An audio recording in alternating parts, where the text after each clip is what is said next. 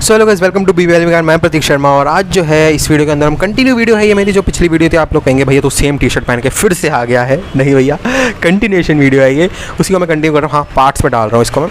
तो आज जो यहाँ पर हम टैक्स लॉ को कंटिन्यू करने वाले हैं, जहाँ पर हम पढ़ेंगे एसएससी के बारे में। ठीक है जी, एसएससी कौन होता है? बड़े टाइम से मैं कह रहा था एसएससी असेसमेंट। एसएससी कौन होता है ये देखते हैं। सेक्शन 2 का 7 इनकम टैक्स एक्ट 1961 का क्या कहता है हमको SSC? It means any person who is liable to pay any tax और other sum under the income tax act is an SSC. तो बड़ा सिंपल हो गया, भाषा ही सिंपल है, इसमें क्या समझाने वाली चीज़ है। इट मीन्स एनी पर्सन, कोई भी बंदा जो लाइबल है क्या पे करने के लिए, क्या देने के लिए, टैक्स या कोई भी other sum under the income tax act, वो जो है एसएससी हो जाएगा। सिंपल। तो इट इंक्लूड्स 3 लोग, इट इंक्लूड्स 3 बंदे। Every person in respect of whom any proceeding has been started, पहला बंदा। दूसरा, deemed to be an SSC, दूसरा बंदा। तीसरा, एसएससी इन डिफॉल्ट। फटाफट से तीनों को समझ लेते हैं कि क्या है। बहुत ही छोटा और इजी टॉपिक है। कैटेगरी 1 देखते हैं। Every person in respect of whom any proceeding has been started, कोई भी प्रोसीडिंग स्टार्ट हो गई है, वो देखते हैं। कैटेगरी 1 में आता है। इसके अंदर पहला पॉइंट आएगा, for the assessment of him income और लॉस। तो उसकी जो इनकम या लॉस है उसको असेसमेंट करना है उसने। And for the assessment of his income और loss of any other person for whom they are accessible. तो इसके अंदर 2 तरीके के बंदे आएंगे, या तो खुद की इनकम एसेस कर ले बार बार एक्सेस बोलता हूँ, एसेस कर ले, खुद की इनकम एसेस कर ले और उसे बता दे कि हाँ भाई इतना मेरे को टैक्स देना है या इतनी मेरी इनकम है, इस पर इतना टैक्स बनेगा। या फिर किसी और की जो है इनकम को एसेस करे जिसके लिए वो लायबल है। हमने कहा ना लायबल है यहाँ पर। अब आप कहोगे भैया वो किसी और की इनकम एक्सेस क्यों करेगा? सीए की बात कर रहा है? नहीं, सीए की बात नहीं कर रहा हूँ मैं। एग्जाम्पल सुनो तब समझ आएगा।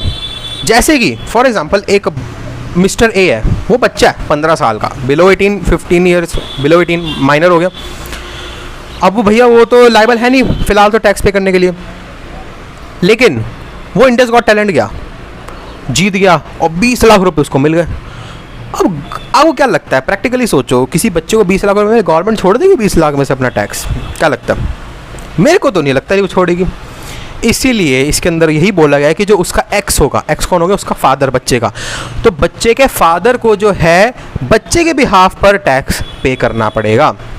कमाए बच्चे नहीं है, लेकिन उसमें से एसेस कौन करेगा उसे? उसका फादर, उसका पापा, पापू जी। और वो जो है आगे टैक्स उसको पे करेंगे उसके बिहाफ पर। तो ये हो गया, ठीक है, फॉर एनी अदर पर्सन वाली चीज़। तीसरा पॉइंट आ सकता है the amount of refund due to him और सच अदर पर्सन। अब इसके अंदर क्या हो सकता है, जैसे किसी बंदे ने गलती से ज़्यादा टैक्स दे दिया गवर्नमेंट को, बाय मिस्टेक हुआ ये, तो उसको रिफंड कराने के लिए गवर्नमेंट एक बार उसे असेस करेगी कि हाँ भाई अपनी बता जरा इनकम बता जरा, देखें तो तूने ज़्यादा कैसे दे दिया। अगर ज़्यादा सही में निकलेगा तो गवर्नमेंट वापस कर देगी। ठीक है, ये हो गई फर्स्ट कैटेगरी, बड़ा आसान हो गया। सेकंड कैटेगरी का कह रही है person deemed to be an SSC under the act. भैया पहले ये समझते हैं डीम्ड का मतलब क्या होता है। डीम्ड का मतलब जो होता है वो है अजम्पशन। डीम्ड का मतलब होता है अज्यूम करना। तो person deemed to be an SSC under the act, मतलब हम बंदे को अज्यूम कर रहे हैं कि ये एसएससी है, मतलब इसको अपनी इनकम की असेसमेंट करनी है, हम अज्यूम कर रहे हैं। कैसे भैया? समझते हैं। फॉर एग्जाम्पल फादर है, ठीक है जी, उसकी फादर की इनकम थी 1 करोड़ रुपए, 1 करोड़ रुपए आ गए घर पे। 1 करोड़ आती इतना खुश हो गया, फादर की मर गया, डेथ हो गई फादर की, इतना खुश हो गया, अरे वाह ये 1 करोड़ मर गया। अब कायदे से वो 1 करोड़ किसके पास जाएंगे? फादर के लीगल रिप्रेजेंटेटिव्स के पास। कौन हो सकता है? बच्चे, बीवी, वाइफ, सन, डॉटर, जो भी है। मतलब आपको क्या लगता है गवर्नमेंट 1 करोड़ का टैक्स छोड़ देगी? नहीं छोड़ेगी। तो फादर, पैसे तो फादर के थे, लेकिन वो गए किसके पास? वाइफ, डॉटर, बच्चों वगैरह के पास, क्योंकि वो लीगल रिप्रेजेंटेटिव थे। तो यही तो कहना चाह रहे हैं। अब लीगल रिप्रेजेंटेटिव जो हैं वो असेस करेंगे उस इनकम को और अपना टैक्स आगे भरेंगे वो। तो ये हो गया जी deemed to be an SSC. कायदे से उनकी इनकम नहीं है वो 1 करोड़ रुपए, लेकिन फिर भी उनको भरना पड़ेगा टैक्स।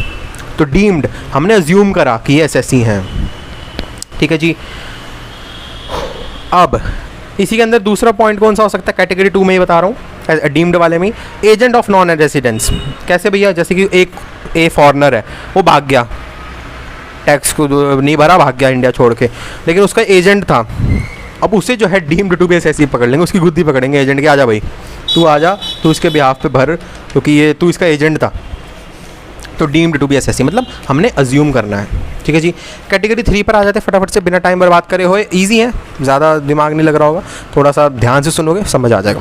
कैटेगरी 3 क्या है? Assessee in default under the act. भैया एसएससी इन डिफ़ॉल्ट, कोई डिफ़ॉल्ट हो गया, कुछ गड़बड़ हो गई, उसलिए हम उसको एसएससी बना देते हैं। क्या हो सकता है? The person who fails to deduct tax at source, जिसको हम टीडीएस भी कह देते हैं, टीडीएस नहीं भरा, deduct tax and source fail हो गया, वो नहीं कर पाया वो, या फिर the person who fails to deposit TDS, ठीक है जी। दोनों केस के टीडीएस नहीं हुआ तो तुम्हारा जो है एसएससी इन डिफ़ॉल्ट, डिफ़ॉल्ट में हो जाएगा, उसको बोला जाएगा भाई कर इसको। अब इसका एग्जांपल देख लेते हैं क्या है। फॉर एग्जांपल अब टीडीएस वगैरह क्या है, एम्प्लॉयज़ के लिए होता है ज़्यादातर, तो एम्प्लॉयर को जो है टीडीएस काट कर ही पैसा देना होता है एम्प्लॉयज़ को, ठीक है जी। जैसे मिस्टर ए एम्प्लॉयर है, गवर्नमेंट की बात हो रही है यहाँ पर, और बी जो है एम्प्लॉय है, ठीक है। अब मिस्टर ए की ड्यूटी है कि वो एम्प्लॉय की सैलरी में से टीडीएस, जो कि जनरली अभी 10% है, अब आगे अब जब आप वीडियो को देख रहे होंगे हो सकता है उससे ज़्यादा बढ़ गया हो या कम हो गया हो, तो प्रेजेंटली जब मैं ये वीडियो बना रहा हूँ 10% के अराउंड है, तो 10 जो है परसेंट अराउंड 10 ही है, टीडीएस जो है वो 10% काट कर जो है एम्प्लॉय को अपना पैसा दे।